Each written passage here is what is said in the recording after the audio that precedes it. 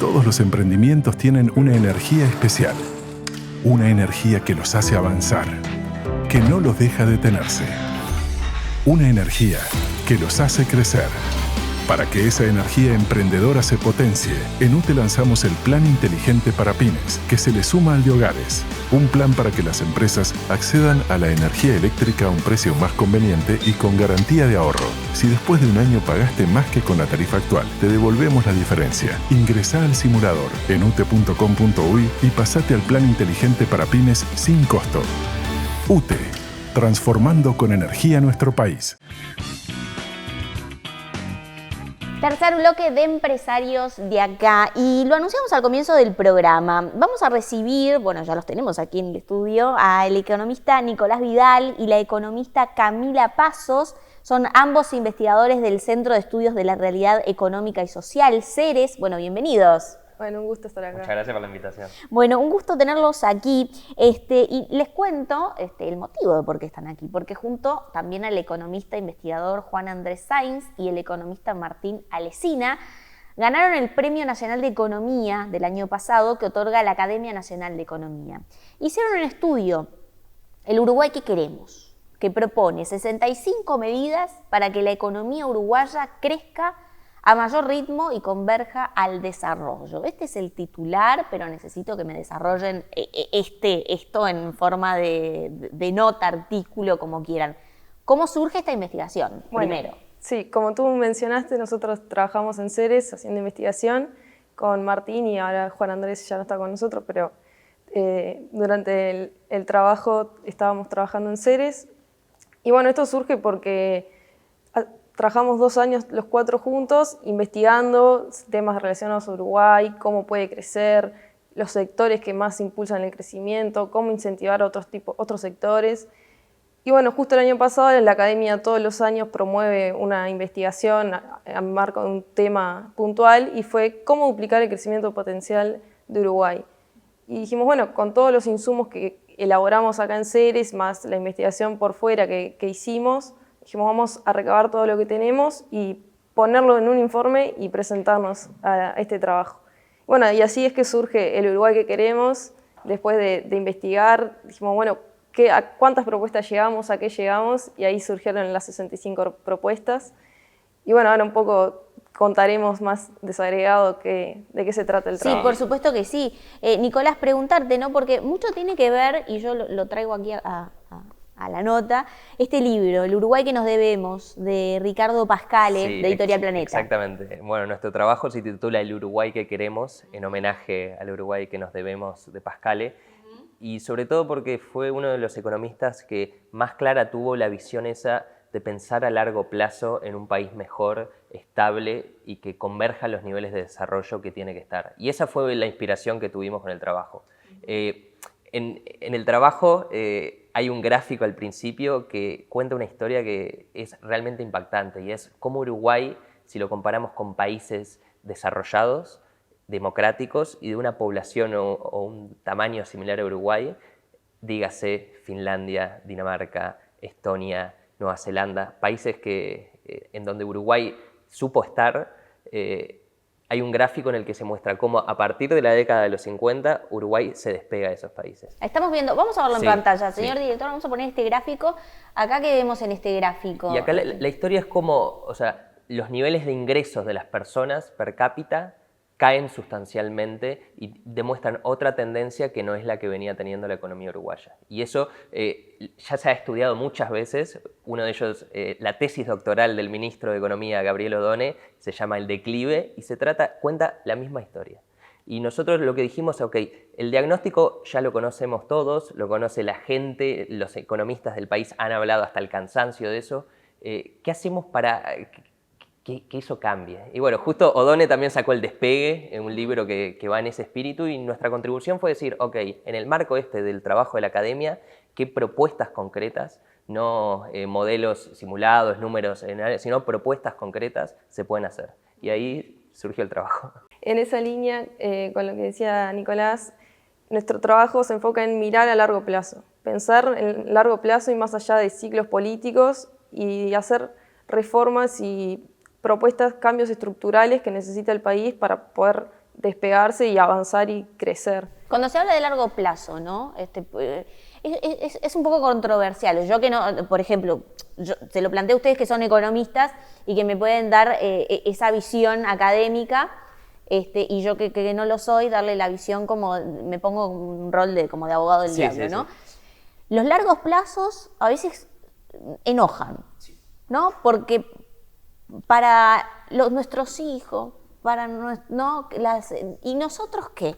Sí, y no tener resultados pronto, inmediatos, también lleva a que no se tomen esas medidas. Si no Cuando digo nosotros, ¿qué? ¿Por qué hoy tenemos el Uruguay que tenemos, en parte? Porque en el largo plazo del pasado se tomaron decisiones que no fueron las certezas. Y hoy estamos sembrando lo que se cosechó en su momento. Quizás por no ver en el largo plazo, por no mirar en el largo plazo qué iba a pasar hoy, entonces, cómo estaríamos hoy. Esa es la lógica, y esto en palabras de Nacho Munch, el director de Ceres, él lo explicó muy claramente una vez y dijo, los costos políticos se pagan hoy y los beneficios lo tiene el futuro del país. Y entonces es esa la lógica y bueno... hay que lidiar con eso. Hay que lidiar con eso, hay que lidiar con las tensiones del cortoplacismo. Cambiar un poco la cabeza capaz, más cultural y bueno, enfocarnos en eso. Bien, bueno, y en ese sentido, ¿no? Entonces, ¿cuáles son las condiciones que ustedes plantean como necesarias para mejorar las cifras de crecimiento de Uruguay? O sea, más allá que unas cifras, hay todo un trabajo detrás, ¿no? Que después son cifras. Pero, ¿qué es lo que proponen? Digo, son 65, no vamos a desarrollar las 65, pero las que ustedes consideran que quizás se acercan... La lógica es la siguiente acá. Es decir, mira, todos los países en el mundo crecen por los 3 mismos motivos. Que son el aumento del capital humano, o sea, las personas que están, y eso puede ser que suben por cantidad o suben por calidad, lo ideal es que pasen las dos cosas. El aumento del capital físico, o sea, las inversiones que se hacen en el país, la riqueza que se genera, y la productividad, que no es otra cosa de cómo esas dos cosas tienen mejores resultados con el paso del tiempo. Uno esperaría que los países tienen más tecnología, son más productivos. Pero ¿qué es lo que pasa acá? Está bien, todo esto es muy lindo, pero Uruguay es una economía pequeña y abierta, depende mucho del exterior y depende mucho, como todo país, de las políticas del gobierno. Entonces, nosotros decimos, bien, de las 65 propuestas, hay muchas que no sirven si a nivel gubernamental no se toman medidas en lo fiscal, en lo monetario, o sea, por parte del Banco Central, y en la política exterior. Entonces, nosotros decimos, está bien, el Uruguay que tenemos hoy está estancado, crece a una tasa de un 1% en la última década. Nosotros queremos mejorar eso, queremos volver a los niveles de PIB que tienen los países en los que supimos estar. Entonces, se tienen que dar condiciones en eso. La principal de lo fiscal, para tenerlo claro, es un análisis profundo y exhaustivo del gasto público. Desde Ceres hicimos un trabajo, la transformación del gasto público, en el que básicamente se utiliza inteligencia artificial para detectar duplicaciones y fragmentaciones del gasto. Entonces, sin un gasto más eficiente, es muy complicada la cosa. Por ejemplo... en ese sentido también, a lo largo del trabajo, nosotros hacemos propuestas que pueden significar una renuncia fiscal. Entonces, por ese lado, a lo largo de todo el trabajo decimos, bueno, lo principal es hacer una revisión del gasto y justamente encontrar esas duplicaciones para así de esa forma ser más eficientes y ahorrar también por ese lado, que después nosotros lo proponemos por el otro, porque si no decimos, proponemos esta propuesta pero significa más gasto. No, pero por otro lado nosotros decimos, primero necesitamos hacer un ajuste del gasto público. Y eso, o sea, estuviste perfecto en decirlo, Cami, porque uno ve las campañas políticas, claro, y sin importar el partido, todo implica aumentos de gasto. Nadie se preocupa en decir, bien, ¿cómo lo mejoramos la calidad? O al menos no sustancialmente. Otra cosa, por ejemplo, es fortalecer la regla fiscal, que se aprobó en el gobierno anterior. En este gobierno se reconoce que es muy buena, pero tiene unas carencias que... Por ejemplo, así para quien no conoce, ¿no? La regla lo que estableció, está bueno que lo explican. La regla estableció tope de endeudamiento, tope de gasto, pero por ejemplo no establece, bien, está bien, se rompe, o sea, se aplica una cláusula de escape que es entendible, pero ¿cuál es el mecanismo de retorno para el equilibrio fiscal? Eso no está definido en las reglas. No está definido... O sea, una vez que se pasa el tope ese que es definido, bueno, ¿cómo hacemos para volver? No está definido del todo qué condiciones son las que son excepciones que realmente ameritan que se rompa la regla fiscal. Y todas esas cosas, y esto es lo importante, o sea, son cosas súper abstractas, pero que en el día a día mejoran al Uruguay en el bolsillo de las personas. Y, por ejemplo, que se mejore la regla fiscal. Ya hemos visto que te reduce el riesgo país. Que te reduzca el riesgo país, te reduce el costo de endeudarte como país. Que te reduzca eso significa que te tienen que cobrar menos impuestos. La plata te rinde más. Entonces, por eso son cosas que son fundamentales si queremos hablar de otras propuestas que ya son un poco más complejas o que van por otras áreas. Estas cosas de nivel macro son esenciales. Sí, el tema de los precios también, la inflación. Y por último, lo de, como eran 3 condiciones necesarias, el tema de la inserción internacional y de tener mayor apertura. En ese sentido, Uruguay, al compararlo con estos países que dijimos inicialmente, está muy rezagado, o sea, tenemos una apertura comercial, un vínculo con el exterior inferior al de los demás países, y en ese sentido una de las propuestas que para destacar es la creación de un consejo asesor, digamos, como en el sentido de consejo fiscal asesor, de que puedan diseñar de manera técnica, pensar una estrategia de inserción para el país, o sea, que estén continuamente pensando y con esa mirada de largo plazo de que, bueno, lo pensamos más allá de lo que, del cambio político que pueda haber. Como un GACH. Que trasciende, exacto. Claro. Y en ese sentido, justo en estos días salió una noticia de que el gobierno retomó una comisión interministerial que va por este lado, involucra a varios ministerios de Economía, OPP, Turismo, y bueno, hacía 10 años que no estaba en funcionamiento, pero parece que va en esta línea de la propuesta que nosotros hicimos de pensar de manera técnica la inserción del país y el comercio exterior. Y allí, no menor es lo que ustedes mencionaban, ¿no? Es con respecto a lo que es capital humano, ¿no? Estamos en un país en el que la tasa de natalidad es baja, las proyecciones no son positivas en ese sentido, y lo que tenemos es lo que debemos mejorar y con lo que tenemos que, bueno, armar el puzzle. Sí, bueno.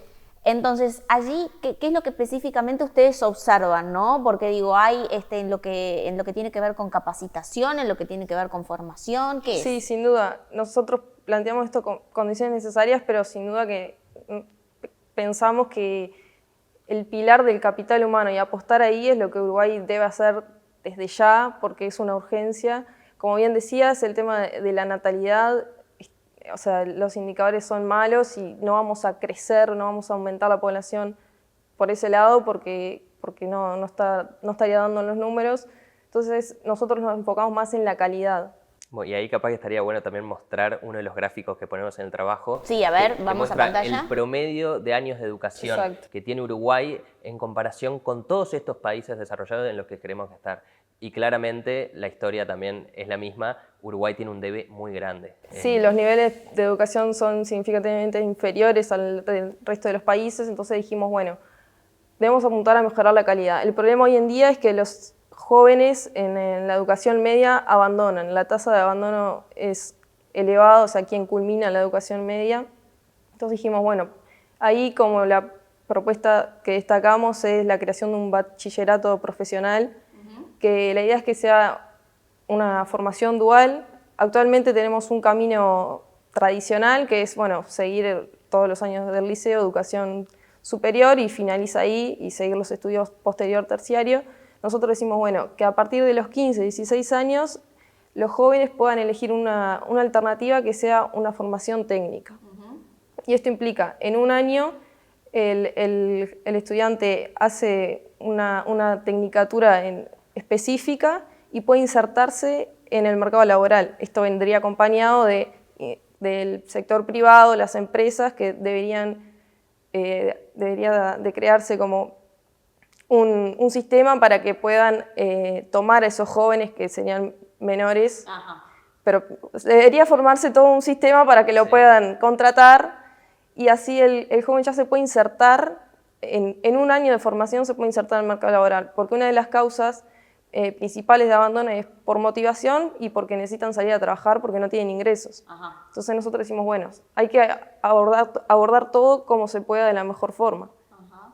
Y bueno, para eso pretendemos como ese bachillerato de formación de un año que se puede insertar, y luego cuando ya tiene 18 años sale al mercado con experiencia. Ajá. Y allí, Nicolás, ¿cómo ves que esto, por ejemplo, para que explicarlo del otro lado, ¿no? ¿Cómo mejora esta ecuación de mejorar, por ejemplo, con este instrumento la educación? o con otro tipo de capacitaciones la economía, ¿no? La actividad en la empresa. La lógica es la siguiente. ¿Cuál es el principal activo que tiene un país? Su gente. Exactamente, sus personas. Y si vos ya pensás en el individuo, ¿cuál es el principal activo que tenés vos, por ejemplo? Lo que Te hago. pregunto. ¿Qué hago? Son muchos. Sí. Pero hay algunos que tienen precio y otros que tienen un valor. Entonces, no sé cómo Pero, podría responderte. En resumidas cuentas es el cerebro, tu Lo que cerebro, sé, tu, mi cerebro profesión, sí. tu conocimiento, Sí. todo lo que te formaste es tu principal activo. Entonces, si nosotros estamos convencidos que el activo que tiene un país son sus personas, y las personas el activo que tienen son su cerebro, sus calificaciones, sus cualidades, entonces mejorar esto, sin lugar a duda, mejora el principal activo del país, que es su gente. Y entonces, gente más formada es más productiva, puede innovar más, tiene más ideas de cómo ofrecer soluciones para problemas que tiene. Eso significa capitalizar emprendimientos, empresas. Es un poco el rol del empresario que es fundamental, que es encontrar necesidades y cómo satisfacerlas, y eso es lo que te dinamiza la economía. Eso es lo que te hace que países, por ejemplo, como Estados Unidos, que si bien los niveles educativos no son los más elevados del mundo, sí tienen bien claro el rol del emprendedurismo como motor de la economía, y estamos convencidos de que, esta propuesta estimula eso, sin lugar a dudas. Y allí les pregunto, ¿no? ¿Cuál es la estrategia, por ejemplo, para mejorar la atracción de inversiones? ¿Qué pregunta? ¿No? Digo, bueno, si fuese la receta, yo creo que ya debería ser aplicada, pero quizás es una buena propuesta, porque de eso depende mucho. Sí, para mucho. Lo que es el crecimiento de la economía. Y déjame contarte algo. Más o menos uno cuando mira la estructura del PIB, el porcentaje de las inversiones es un 16% del PIB, 17%, y ha estado constante en lo largo del tiempo. Y cuando mirás estos países desarrollados, te das cuenta que invierten más, invierten en torno al 22-23% del PIB. Entonces ya ahí tenés una brecha. Y uno cuando pone la lupa y ve el modelo de atracción de inversiones que tiene Uruguay, ahí una cosa que te salta clarísima son las zonas francas. Y por ejemplo, las zonas francas han estado, ahora con Donald Trump el tema está un poco más en el freezer, pero la tendencia global va hacia el impuesto mínimo global y va hacia una reestructuración del modelo de atracción de inversiones y de las zonas francas. Entonces, en ese sentido, una de las propuestas, por ejemplo, es que, bien, Uruguay se adelanta a este cambio. Nosotros sabemos que el mundo va para allá en 4, 8, 10 años, lo que fuera. Entonces, que Uruguay se adelante a eso, cosa que lo he escuchado en palabras del ministro Done, que se está desarrollando un plan, pero durante los años anteriores, por ejemplo, ese tema no estaba arriba de la mesa y ya empezaba a afectar, porque hay países de Europa que ya han tomado medidas en contra de este impuesto mínimo global. Y una de las propuestas, por ejemplo, es el otorgamiento de créditos fiscales por creación de empleo, por innovación, por conversión en la economía verde. Eso lo que te hace es, de cierta manera, compensar a las empresas que eligen Uruguay y que a su vez elijan tributar en Uruguay, ¿me entendés? Porque lo que no se puede hacer con el impuesto mínimo global es lo que se paga de impuesto que el país te lo dé por otra ventanilla. Eso no se puede hacer. Entonces hay que generar mecanismos que otros países ya lo han hecho y que van de la mano con estos créditos fiscales específicos. Y la idea es como, tenemos que cuidar a las inversiones que ya tenemos, pero también a las inversiones que puedan venir, empresas que puedan venir a zonas francas, es decirle, Uruguay es un país serio y se adelanta a los movimientos globales. Allí, bueno, son 65 medidas, ideas, propuestas que no, lamentablemente no las podemos desarrollar acá. Yo estaría encantada, pero hago un programa de 5 horas y encantadísima. Pero quiero preguntarles si esto tuvo, digamos, algún camino a nivel político, a nivel, por ejemplo, de gobierno. Presentamos estas propuestas, digo, porque uno las hace para que se conozcan, generen impacto, pero que también se tomen, ¿no? Sí, algo que por lo menos en cuenta. Sí, sin duda. Algo que me gustaría aclarar es que la mayoría son de autoría propia, pero algunas fueron recabadas o tomadas recolectamos algunas que ya habían, alguna idea fue tomada también en cuenta. Y no, sí, sin duda, la idea nuestra es poder aportar un granito de arena a lo que es la opinión o la discusión para el país. Y previo al trabajo nosotros entrevistamos al actual ministro de Economía y después le hicimos llegar el trabajo. Y así que sí, se lo acercamos a lo que es las políticas. Bien, las decisiones políticas en definitiva son las que después tienen el gatillo final en la economía, ¿no? Algo así decía El Padrino, creo que El Padrino 3, una frase más o menos. Y si querés, para terminar este concepto, viste lo que me dijiste antes de, está todo bien con las decisiones a largo plazo, pero cuando yo veo los frutos, bueno, si no te inspira saber, nosotros hicimos las proyecciones y da que Uruguay en menos de 40 años, si logra aumentar tan solo un punto su tasa de crecimiento potencial, volvemos a estar en los niveles de ingresos que tienen esos países, o sea, los niveles de ingresos de Dinamarca, de Israel, de Noruega también, o sea, Suiza, o sea, es donde realmente, por algo Uruguay supo ser la Suiza de América y lo perdió, entonces el trabajo es una contribución en ese sentido y es posible, depende de nosotros. Bien, psicológicamente no me ayuda lo que me acabas de decir, pero voy por ese camino, todos queremos un Uruguay mejor. Así que economista Nicolás Vidal y economista Camila Pasos, investigadores de CERES, del Centro de Estudios de la Realidad Económica y Social, muchas gracias por estos minutos en el programa y los esperamos en otra oportunidad. Muchas gracias por la invitación. La contratapa de hoy es presentada por GSS Facility Services. Soluciones de gestión en servicios complementarios para empresas. En el programa de hoy hablamos de la industria de la pesca y cómo es una industria que tiene muchísima proyección de crecimiento en nuestro país, pero se encuentra de alguna forma estancada y principalmente por regulaciones laborales que podrían mejorar las relaciones entre las empresas y los trabajadores y entre las formas de trabajo. Esto permitiría que se incorporen más personas a trabajar en el sector y que, por supuesto, a partir de esto también pueda crecer una industria que tiene muchísimas posibilidades en nuestro país. También hablamos de qué es lo que debe de hacer Uruguay para crecer más, para mejorar estas tasas de crecimiento. Allí, a partir de un estudio académico que realizaron investigadores de CERES, se hicieron unas 65 propuestas.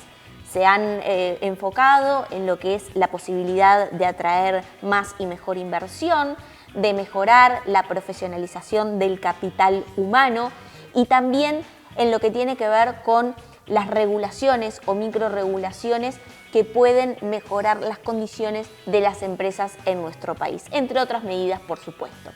De todos estos temas hablamos en el programa Empresarios de Acá de Hoy, como siempre los espero, viernes 21 horas, por la pantalla de NSTV, por nuestro canal en YouTube, como siempre los esperamos.